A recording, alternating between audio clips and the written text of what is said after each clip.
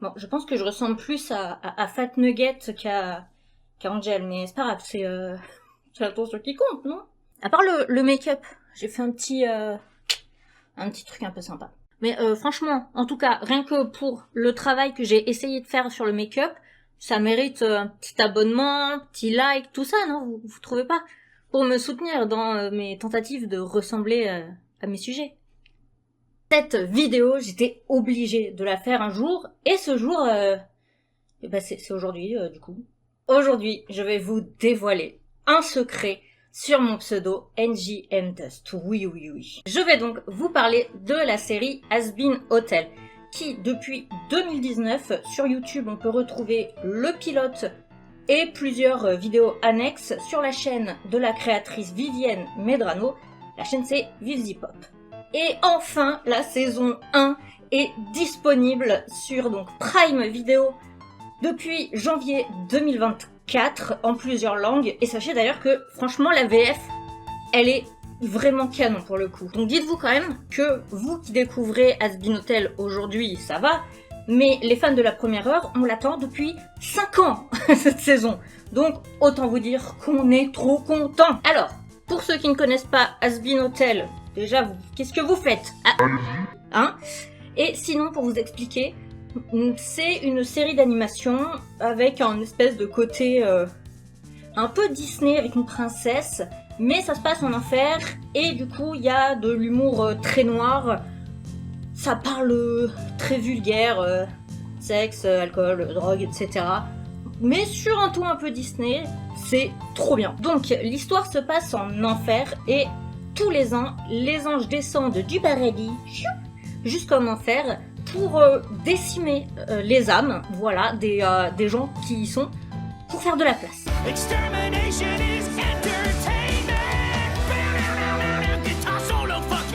Sauf que Charlie Morningstar, qui est donc la fille de Lucifer Morningstar et de Lilith, eh ben, ça lui fait vraiment du mal de voir son peuple se faire décimer, parce que c'est la princesse des enfers, elle est née en enfer, et du coup, elle crée cet hôtel Has Been dans le but de réhabiliter les pêcheurs. Tu veux aider les pêcheurs? Alors putain, c'est trop drôle. Alors par contre, il n'y a pas du tout de cliché sur les anges, ils sont trop gentils, et en enfer, trop des méchants. Non, non, là c'est vraiment beaucoup plus nuancé, les personnages sont complètement dingues, colorés, enfin, ouais, on est très très loin des clichés, et rien que ça, c'est trop bien. Et il faut savoir qu'il y a beaucoup de thématiques qui sont abordées de façon secondaire, parce que bon, évidemment, la première c'est est-ce que une âme peut se racheter, ça c'est le thème principal, mais il y a énormément de thèmes secondaires qui sont parfois très sombres et parfois vraiment très drôles. Dans sa tâche, Charlie n'est pas toute seule à l'hôtel, déjà elle est soutenue par Vaggie, sa guerrière de petite amie. Ensuite on a Alastor, le démon de la radio, qui est vraiment trop stylé, mais on n'en sait pas encore assez sur lui. Pas de plus, c'était mort! Ma chère, si je voulais blesser quelqu'un ici, ça serait déjà chose faite. Non, je suis ici pour aider votre cause. Husk, un barman alcoolique blasé accro au jeu. Charmant sourire et ton énergie remarquable. Nifty, une femme de ménage haute en couleur, vraiment très très accro à la propreté. Et on veut pas savoir ce qui se passe dans sa tête, je crois. Je crois qu'elle est un peu cinglée. Oh Mazette, quelle horreur! Non, non, non, non, non, et non! Mais surtout, ce qui va nous intéresser ici, c'est leur premier pensionnaire, qui n'est d'autre que Angel Dust. C'est l'heure de l'anecdote personnelle dont tout le monde se fout, mais que je dis quand même. Je viens de le dire, ce personnage dont on va parler s'appelle Angel Dust. Et mon pseudo, c'est NGM Dust. Donc, est-ce que mon pseudo est inspiré de ce personnage de Has Been Hotel? Absolument pas, non. En fait, faut savoir que c'est même le contraire. Parce que ce pseudo, je dois l'avoir depuis peut-être, je sais pas, 2014, 2015, dans ces eaux-là, minimum. Et pendant le confinement, je jouais beaucoup à Among Us. Et des gens me demandaient, mais... Enfin, je jouais avec des anglais, donc c'était en anglais, mais bon. Les gens me demandaient si mon pseudo, NGM Dust, c'était en rapport avec Has Been Hotel. Et je disais, mais c'est qui dit quoi qui parle? parce que je ne connaissais pas. Évidemment, c'est pour cela que vous croupissez en enfer. Et donc, mon pseudo m'a permis de découvrir Has Been Hotel et donc Angel Dust. Et pas le contraire. Donc je suis tombée follement amoureuse, sinon j'en ferais pas une vidéo. Et en particulier le personnage de Angel Dust avec qui j'ai étonnamment des liens, mais ça je vous en reparlerai. Concentrons-nous d'abord sur Angel.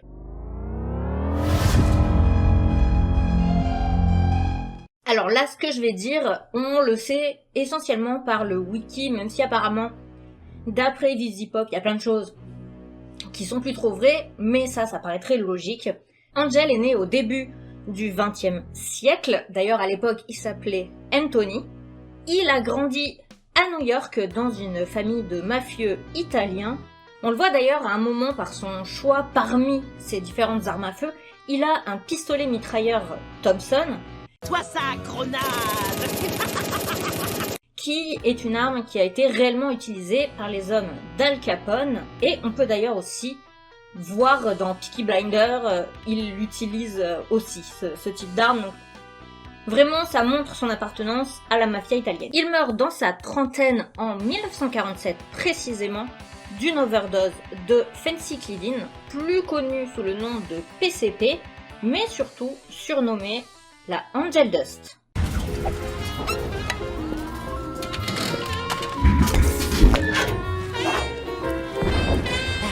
Selon VisiPop, Angel voulait s'éloigner de la mafia dès son arrivée en enfer, parce qu'il y a d'autres membres de sa famille, même si on les a pas vus dans la saison 1, mais logiquement, ils sont là.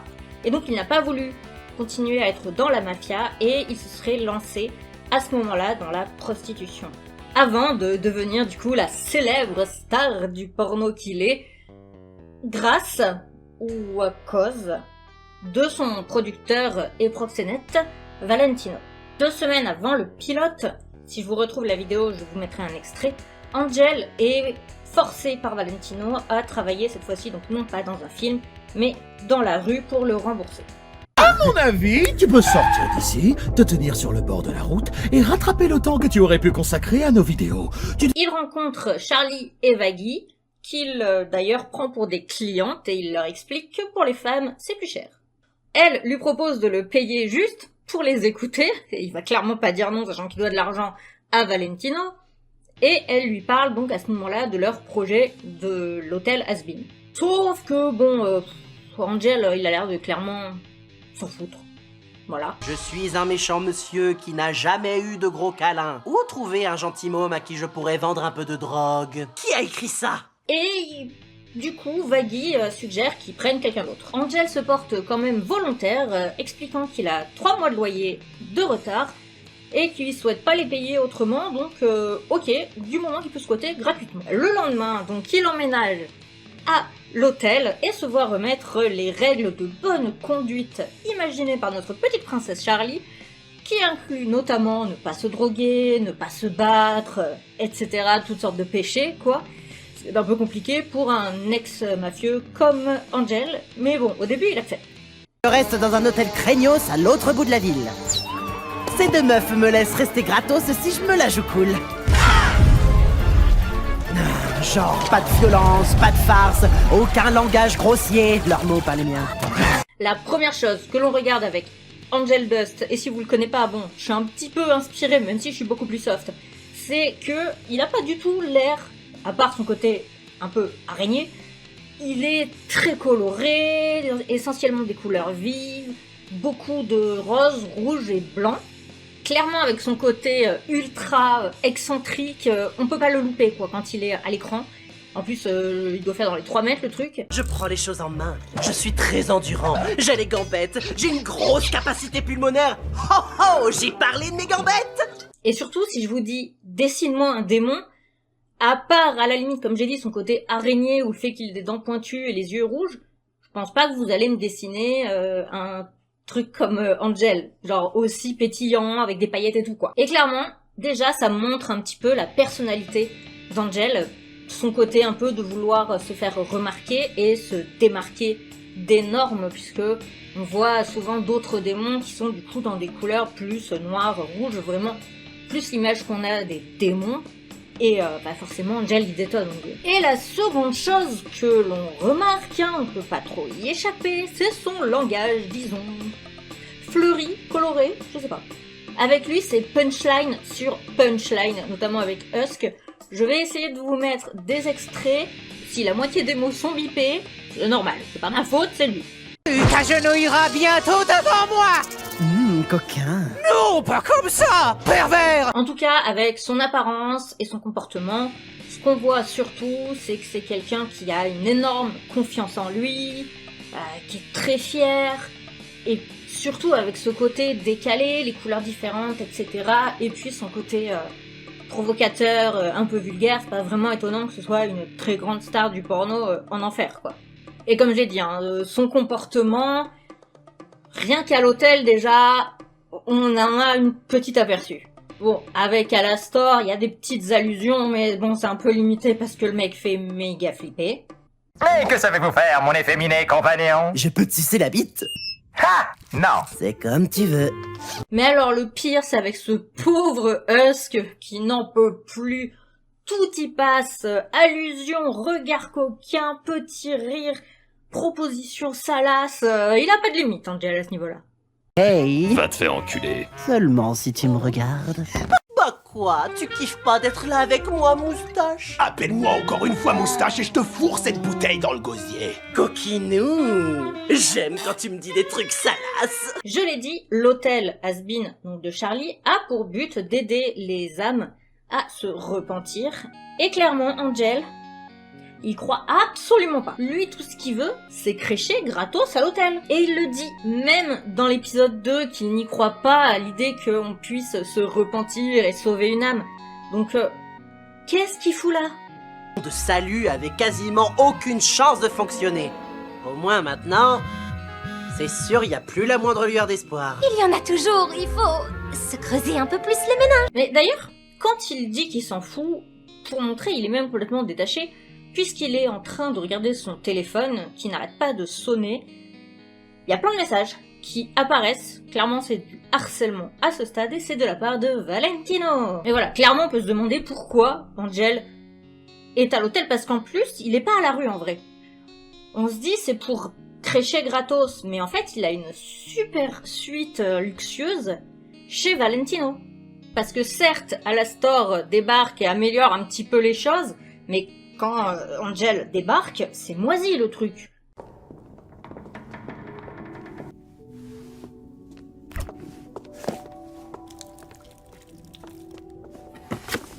Et c'est une star excentrique, avec des goûts de luxe et tout. Qu'est-ce qu'il fout dans ce taudis?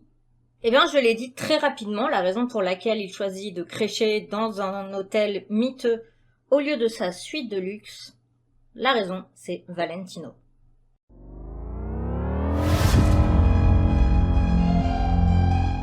Précisément, dans l'épisode 2, on apprend que Angel Dust a signé un contrat avec Valentino, qui n'est pas juste un petit contrat hein, comme nous, on a ici dans notre monde terrestre.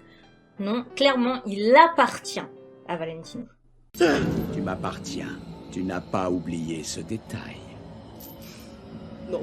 Et Valentino est d'ailleurs extrêmement possessif et jaloux. Angel lui appartient.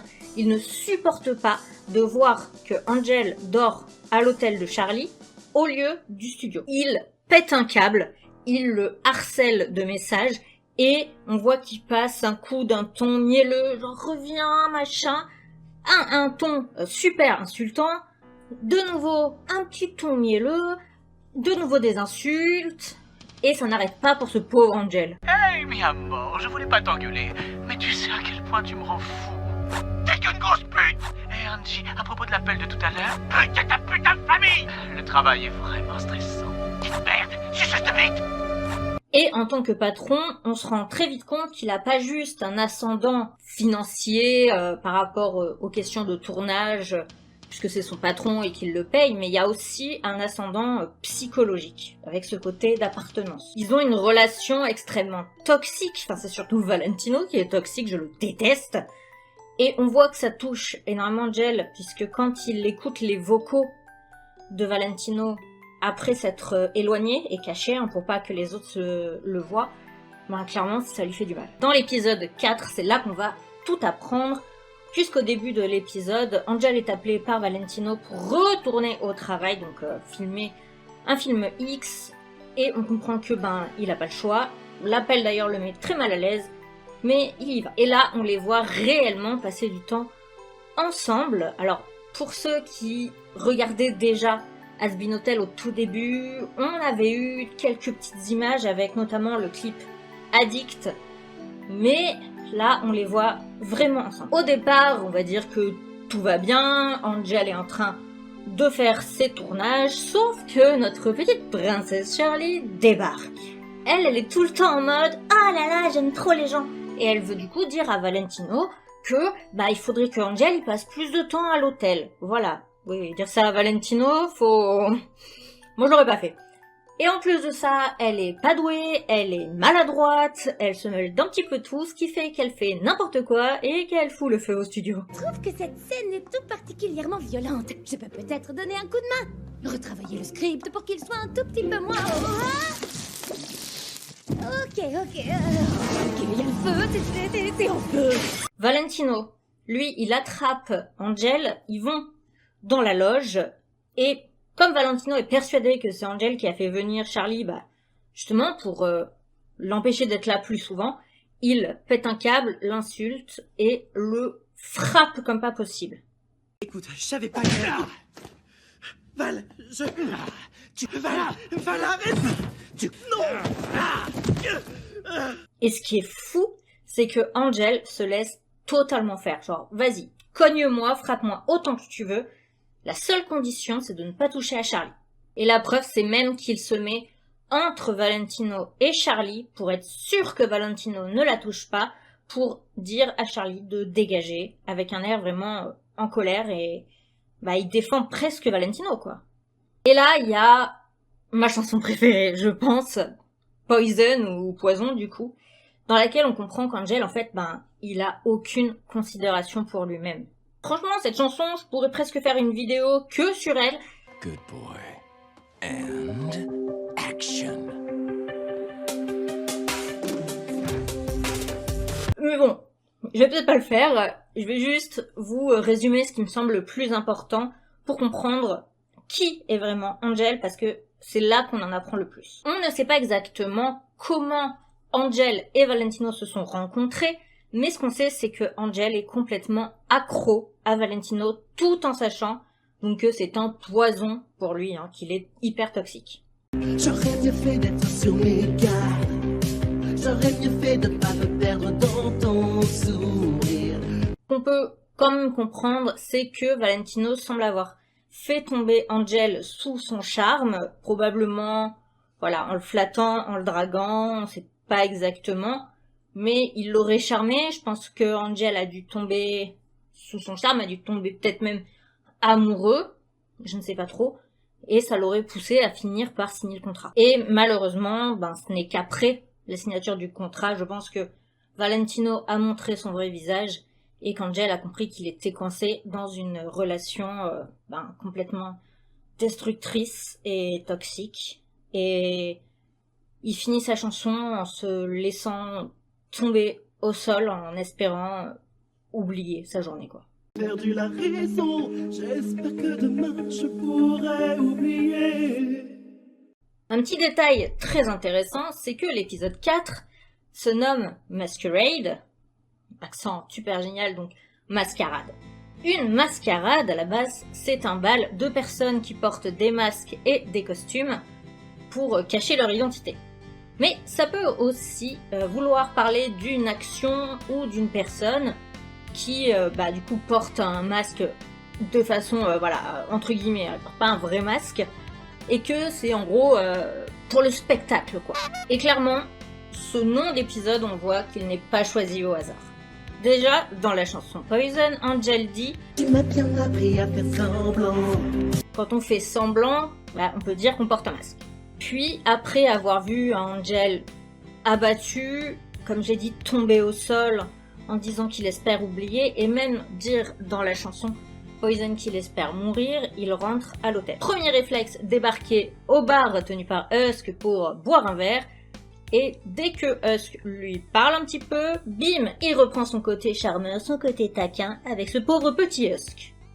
T'as une sale gueule.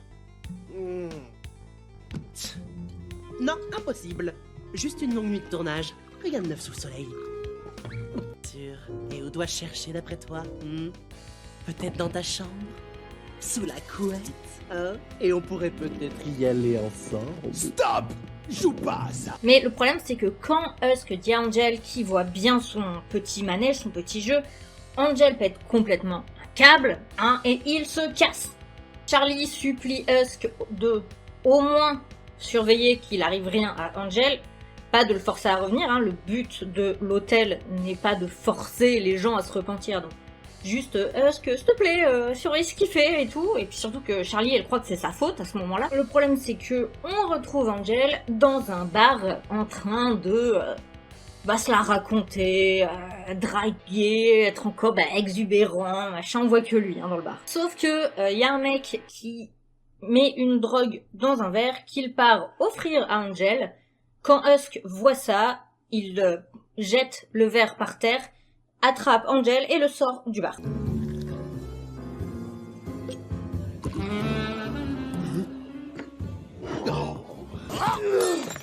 Bien essayé, face de raie. Et là, Angel craque totalement. Il explique clairement à Husk que oui, les strass, les paillettes, le côté exubérant, oui, c'est un masque, oui, c'est un putain de rôle qu'il doit jouer. Pas un numéro! C'est qui j'ai besoin d'être! Et ça, c'est mon échappatoire! Là où je peux enfin tout oublier, où je peux oublier que... Je déteste tout. Un espace où je peux planer sans avoir à penser à quel point tout ça me fait mal. Il n'est pas du tout dans une quête de visibilité et d'attention, en fait. C'est son bouclier, hein, c'est son armure.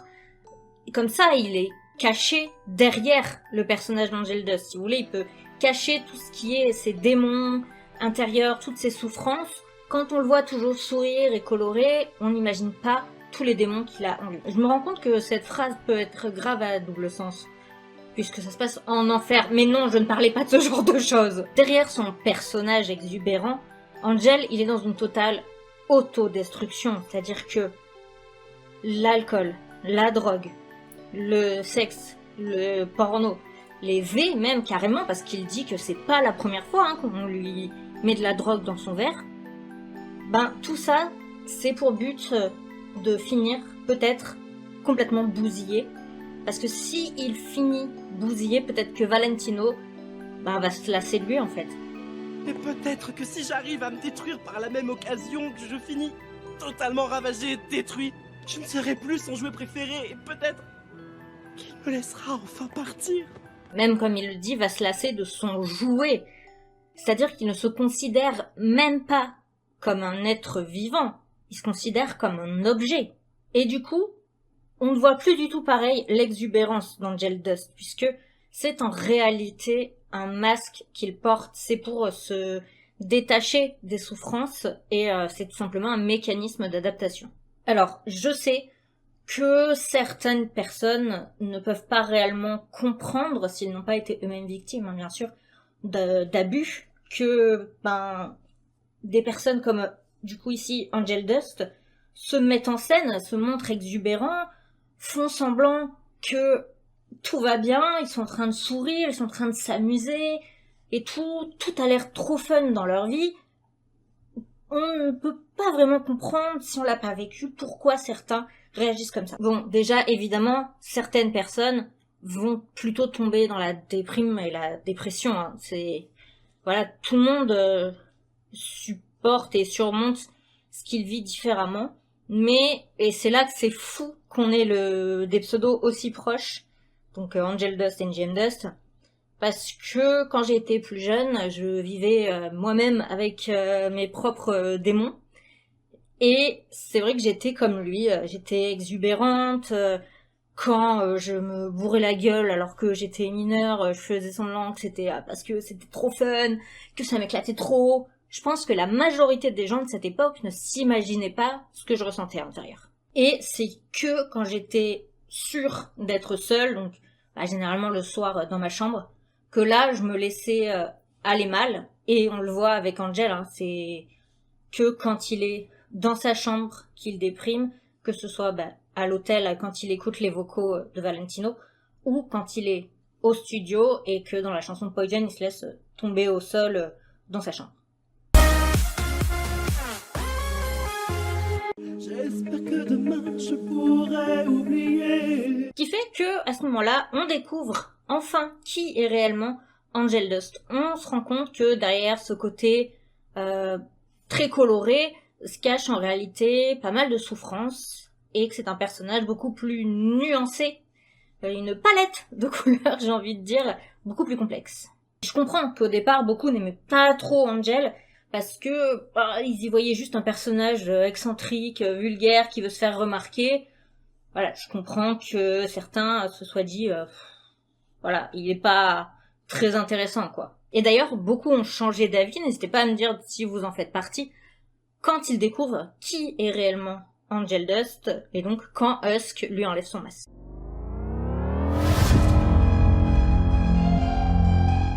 Et donc c'est après ce moment hyper clé qu'est l'épisode 4, donc quand Husk force Angel à enlever son masque pour voir qui se cache dessous, qu'on voit d'une façon dingue à quel point le personnage change et agit totalement différemment.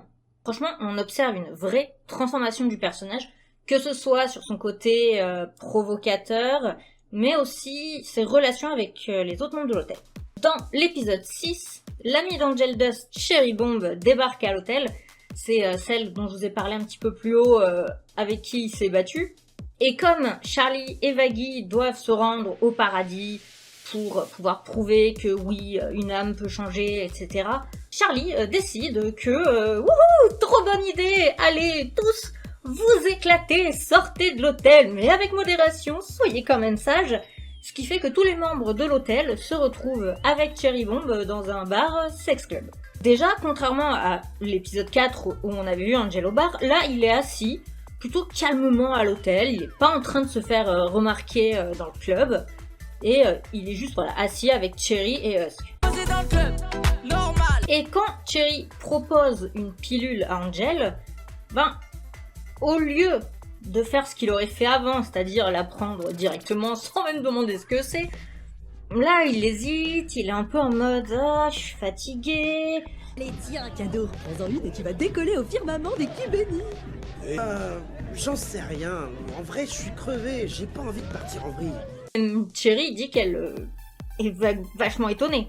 Bon, ils finissent tous à, on va dire, prendre des toasts, hein, dans le sens, prendre un verre, prendre des shots tous ensemble, et Nifty part complètement en vrille. Et là, Angel décide de lui courir après. C'est plus le même là, c'est plus le même Angel Dust qu'on avait au début, hein. J'adore quand ça part en vrille. Ça suffit pour toi, moustique. Arrête. On joue pas avec ces trucs. Mais putain, Nifty, pourquoi tu fous toujours le bordel? Je fous le bordel.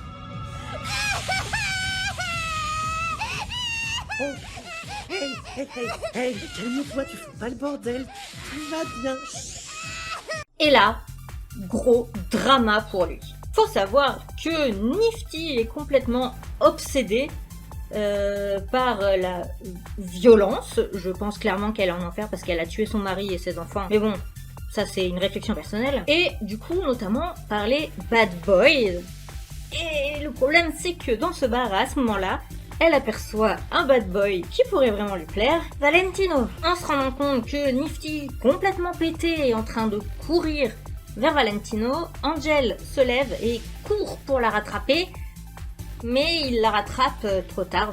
Nom d'une salope, Angel Dust, qu'est-ce que tu fous ici, bébé? Autant dans l'épisode 4, Angel s'était laissé tabasser complètement, et là, il lui dit clairement « Faire foutre, Val. Tu peux répéter? J'ai dit va te faire foutre. » Pendant ce temps, là-haut au paradis, Charlie et Vaggie discutent avec les anges qui leur expliquent ce qu'une âme doit faire pour être admise au paradis. elle doit agir de façon désintéressée, ne pas voler, et... Même, j'irai pas au paradis si je retiens même pas les 3 règles. Tu t'attends vraiment à ce que je mémorise tout ce texte? Agir de façon désintéressée, ne pas voler, défendre ses convictions. Non mais attends, t'es sérieux là? Et c'est exactement ce que Angel fait dans la soirée, puisque il agit de façon désintéressée lorsque il sauve Nifty, qui s'intéresse donc à elle, à s'occuper d'elle, et à l'empêcher de continuer à se déchirer, plutôt qu'à sa propre soirée. À un moment, Nifty, qui est complètement accro au ménage aussi, hein, oui, elle est cinglée, je vous dis, prend des verres sur la table pour les jeter, pour nettoyer. Les verres sont pleins, donc à ce moment-là, Angel paye une nouvelle tournée au gars. Fais chier, Nifty! Pardon les mecs, la petite a trop bu. Je vous paie ma tournée. Donc, là où on pourrait dire que Nifty a, entre guillemets, volé les consommations de ces gars-là, bah, du coup, Angel ne le fait pas. Et il défend ses convictions quand il défend Nifty devant Valentino. Donc, je l'ai dit, les anges vont descendre sur Terre pour exterminer le plus d'âmes possible. Et la veille de la bataille, Husk fait remarquer à Angel... Dernier jour de la vie après la mort, et t'es pas en train de sniffer une ligne sur les abdos d'un beau mec? Ouais, tu sais quand t'as baisé un cannibale, c'est comme si tu les avais tous baisés. Faut croire que t'as changé. Ce à quoi Angel répond juste en souriant, en rigolant, et juste demande un autre verre à Husk. Oui, on pourrait se dire que, bon, l'alcool, ça reste un travers, hein. Mais, bon, dans la religion catholique... Techniquement, l'alcool n'est pas interdit, hein, sinon le vin de messe va falloir l'enlever, donc bon, on va dire que c'est moins grave. Et même pendant la bataille, il y a des petits personnages qui sont des espèces de petits œufs, et il y a un ange qui fonce sur un des petits œufs qui, peuvent pas se défendre, hein. Et Angel va se mettre entre l'ange et le petit neuf pour le sauver. Ça va mon poussin? Oh là là, je vais pas me brouiller dessus. Mets-toi à l'abri. Ça change vraiment du personnage qu'on voyait au début. Quand, du coup, Serpentius, lui, malheureusement, meurt dans la bataille, Angel est attristé, comme les autres, et il se retrouve après, à la fin, à tous reconstruire l'hôtel. Alors que lui, il n'y croyait pas du tout, là, il met la main à la pâte. Franchement, Angel Dust, qui se retrouve à faire du BTP et à se salir les mains pour reconstruire un bâtiment pour un projet de rédemption qui était quelque chose auquel il ne croyait pas du tout, vous l'auriez dit en tout début de saison, c'était impensable. Et là, on se rend compte que c'est pas seulement son personnage qui a changé, ses convictions aussi.